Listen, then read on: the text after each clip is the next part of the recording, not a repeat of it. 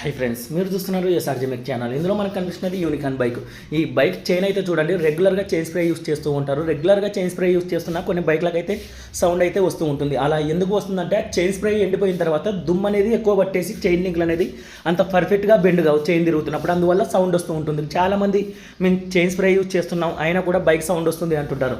Chain spray use చేసే వాళ్ళు నెలకు ఒకసారి అయినా కూడా కంపల్సరీగా క్లీన్ అయితే చేపిస్తూ ఉండాలి. దీనికి మామూలుగా చైన్ క్లీన్ చేసే బ్రష్తో అయితే ట్రై చేస్తే అస్సలు వదలలేదు. అందుకని సీలింగ్ బ్రష్ అయితే తీసుకున్నా. కొన్ని చైన్లకి రబ్బర్ రింగ్స్ అయితే ఉంటాయి, వాటికి సీలింగ్ బ్రష్తో కాకుండా నార్మల్ బ్రష్తో అయితేనే ట్రై చేయండి. నీట్గా డీజిల్ వేసి క్లీన్ చేసిన తర్వాత దానికి వాటర్ కొట్టి అది ఎటువంటి రస్ట్ అనేది మనకు ఉండకూడదు. మొత్తం క్లీన్ చేసిన తర్వాత ఎలా ఉంది చూడండి.